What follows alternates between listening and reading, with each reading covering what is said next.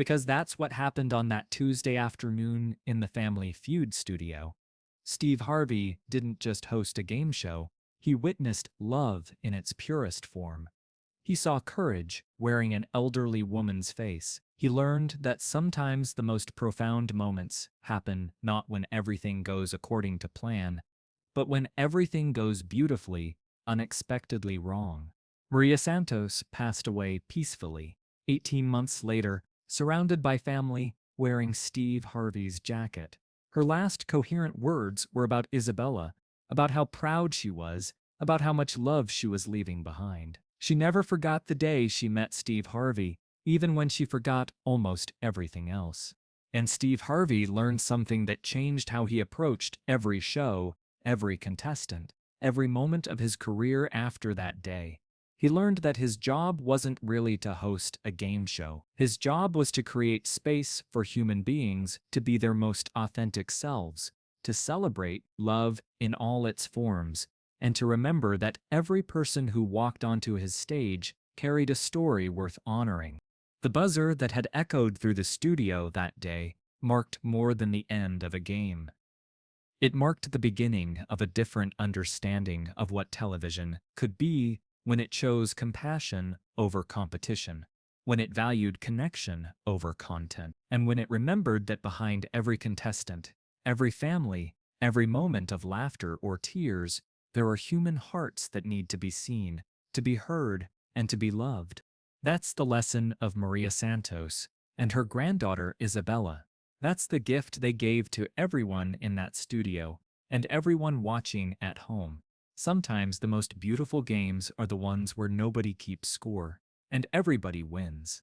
Steve Harvey never asked for the jacket back. When reporters asked him about it, he would simply say, "Some things are more important than clothes. Some moments are more important than television. And some people are more important than anything else in the world." The episode, when it finally aired, broke records not for its entertainment value, but for its humanity.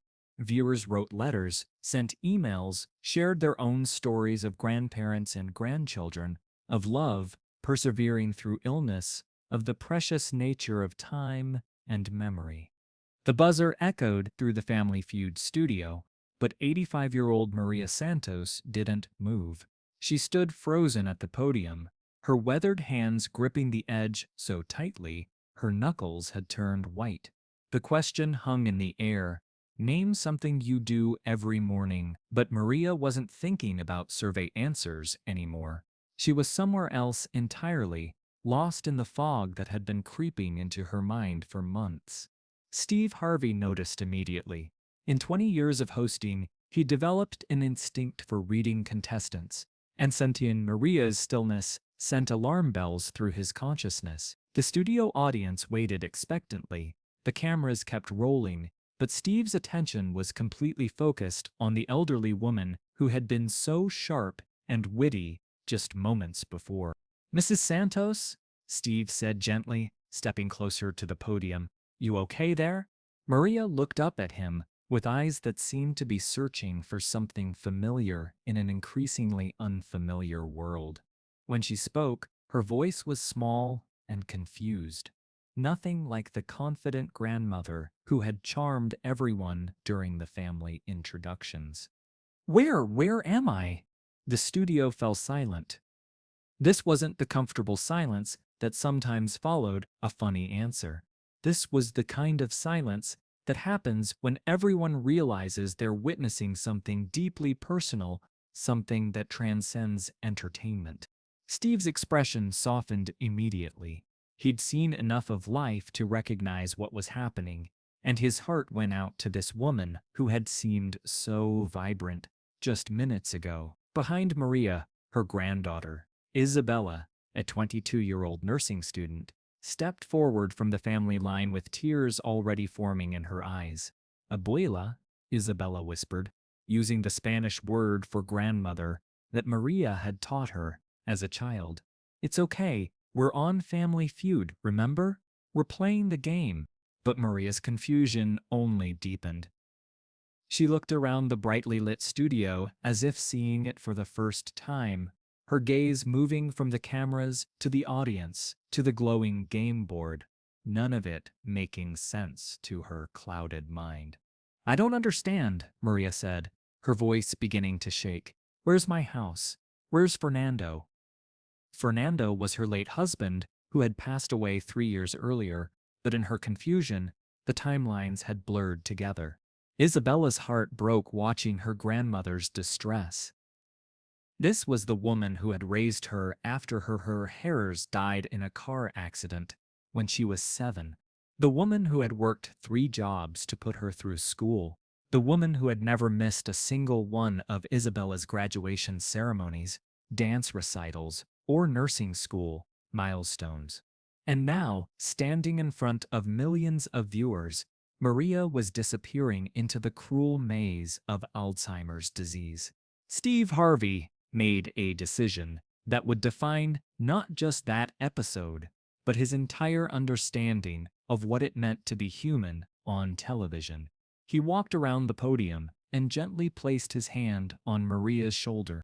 "Hey there," he said softly, his voice stripped of all performance, all comedy, all entertainment value. This was just Steve Harvey, the man talking to a frightened elderly woman who needed comfort. "You're safe. You're with people who care about you." The production team in the control room watched in fascination and concern. This wasn't in any script. This wasn't part of the show format. But somehow, everyone understood that what was happening was more important than television. Maria looked up at Steve with eyes that seemed to clear for just a moment. You're Steve Harvey," she said, recognition flickering across her face like a candle in the wind. "That's right," Steve smiled, his voice warm and reassuring. "I'm Steve, and you're Maria, and you're here with your beautiful granddaughter, Isabella." At the mention of Isabella's name, Maria turned to look at her granddaughter as if seeing her for the first time that day. The recognition was gradual, like watching the sun rise slowly over the horizon. Isabella stepped closer, taking her grandmother's hand. "Hi, Abuela," Isabella said, fighting back tears. "It's me, Isabella, your little nurse." "Isabella?" Maria's voice was wondering, almost childlike. "My Isabella?" "Yes, Abuela, your Isabella." And then, like clouds parting to reveal the sun, Maria's memories came flooding back. Her face transformed, the confusion melting away to be replaced by joy and excitement. She looked around the studio with new eyes, taking in the lights, the cameras, the audience, the game board. "Oh my goodness," she exclaimed, her voice strong again. "We're on Family Feud. We're really here." Steve Harvey. "I can't believe it." The studio audience erupted in spontaneous applause, not because they were prompted to, but because they had just witnessed something miraculous. They had watched a woman lost in the darkness of dementia find her way back to the light, even if just for a moment. Steve felt his own eyes welling up with tears. In all his years of television, he had never seen anything like this. The courage it had taken for this family to come here, knowing that Maria's condition was unpredictable, the love that Isabella showed in every gentle touch, every patient word, the strength that Maria displayed in fighting through her confusion to find clarity. "Mrs. Maria," Steve said, his voice thick with emotion, "you are something else. You know that?" Maria beamed at him, her whole face lighting up with the kind of joy that comes from being truly seen and appreciated. "Steve, I have been watching you for years. Isabella and I, we watch Family Feud every night. It's our tradition." Isabella nodded, squeezing her grandmother's hand. "Every single night at 7 o'clock, she confirmed. "Even on her bad days when she doesn't remember much else, she always remembers Family Feud time. She always remembers." The weight of that statement hit Steve like a physical force. Here was a woman whose mind was slowly being stolen from her by a cruel disease, but somehow, in all the forgetting, She had held on to this small piece of joy. She had held on to him, onto their nightly tradition, onto this moment they had dreamed of sharing. Steve turned to address the opposing family, the Martinez clan from San Antonio, who had been watching this unfold with their own eyes, full of tears. Martinez family, he called out, would you mind if we took a moment here? I think Mrs. Maria has something special she wants to share. Carlos Martinez, the family patriarch, immediately stepped forward. Steve, you take all the time you need. This is beautiful. Steve walked back to Maria, who was now fully present and engaged, her eyes bright with excitement and love. Mrs. Maria, Isabella told me that you two watch the show every night. Is that right? Every night? Maria confirmed enthusiastically. Isabella works so hard in nursing school, but we always have our Family Feud time. It's when we sit together and laugh and dream about maybe, just maybe, being here someday. And how long have you been dreaming about this? Steve asked. 3 years, Isabella answered for her grandmother. Ever since she started getting sick. She said it was on her bucket list to meet Steve Harvey and play Family Feud. Steve felt something break inside his chest. Here was a woman fighting the most devastating battle a human mind can face, and one of her final wishes was to stand on this stage, to play this game, to share this moment with her granddaughter and with him. Well, Mrs. Maria, Steve said, his voice carrying across the silent studio, I want you to know something. Having you here isn't just special for you, it's special for all of us. You remind us what this show is really about. It's about family. It's about love. It's about the moments we share that make life worth living. Maria's eyes filled with tears, but they were tears of joy, of gratitude, of a dream fulfilled against impossible odds.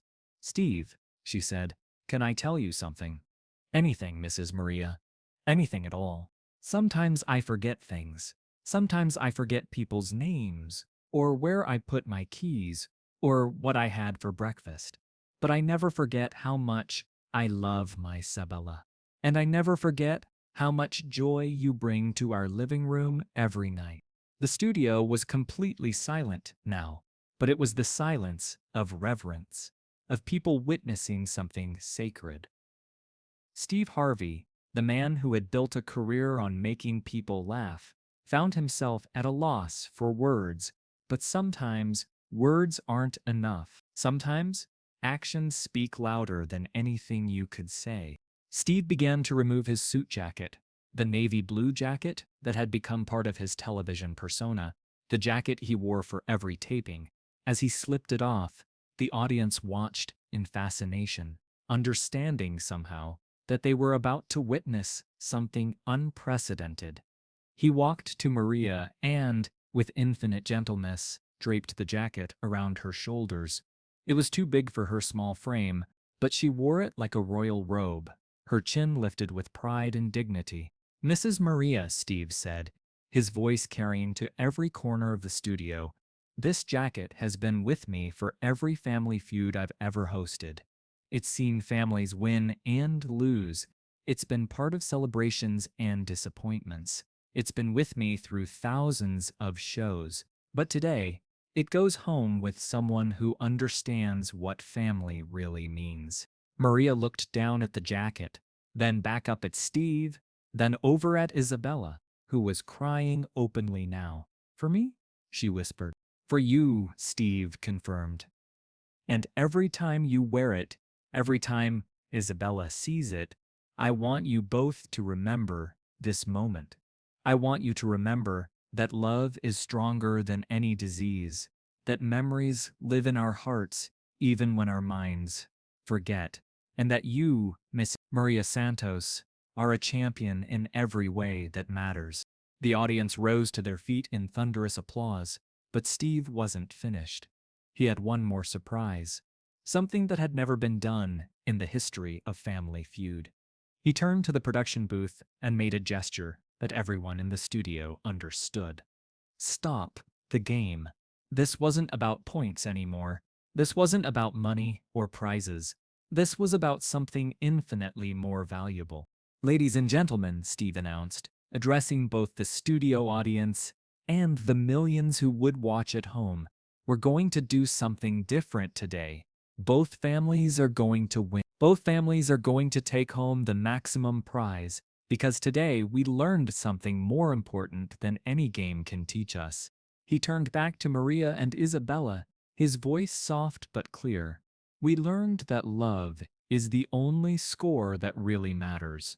We learned that the time we spend with the people we care about is the greatest prize of all. And we learned that sometimes the most beautiful moments happen when we stop playing by the rules and start playing by the heart. Maria clutched Steve's jacket closer to her body, her eyes shining with a clarity that seemed to burn brighter for knowing it might be temporary. "Steve Harvey," she said, her voice strong and sure, "you are an angel." "No, Mrs. Maria," Steve replied, his own voice breaking slightly. "You are. You and Isabella both. You're angels who reminded all of us what really matters." As the cameras finally stopped rolling and the audience began to file out, the real magic happened in the quiet moments afterward.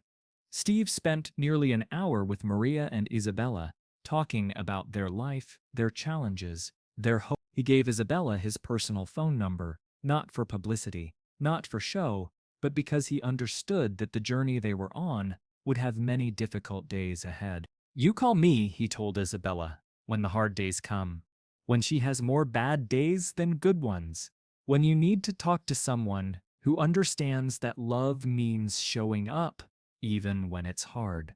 6 months later, when Maria's condition had progressed to the point where she rarely recognized anyone, Isabella would play the recording of that episode. And every time, without fail, when Steve's voice came through the speakers, Maria would smile. She might not remember where she was or what year it was, but somewhere deep in her heart, she remembered the man who had wrapped her in his jacket and told her she was a champion. The jacket itself became a family heirloom, a symbol of a day when dreams came true and love conquered fear. Isabella would wear it to her nursing school graduation, thinking of her grandmother who had sacrificed so much to get her there. She would wear it on her wedding day, feeling Maria's presence even though the disease had taken her voice by then. And someday, she would pass it on to her own children. Along with the story of the day, Steve Harvey stopped a game show to honor the love between a grandmother and granddaughter. But perhaps the most important impact was the one that couldn't be measured in ratings or revenue. In nursing home across the country, families began organizing Family Feud viewing parties. Alzheimer support groups used the episode as an example of how to maintain dignity and joy even in the face of devastating illness. And somewhere in San Antonio, Isabella Santos continued her studies to become a nurse, specializing in geriatric care, inspired by the memory of a grandmother who taught her that love is the strongest medicine of all.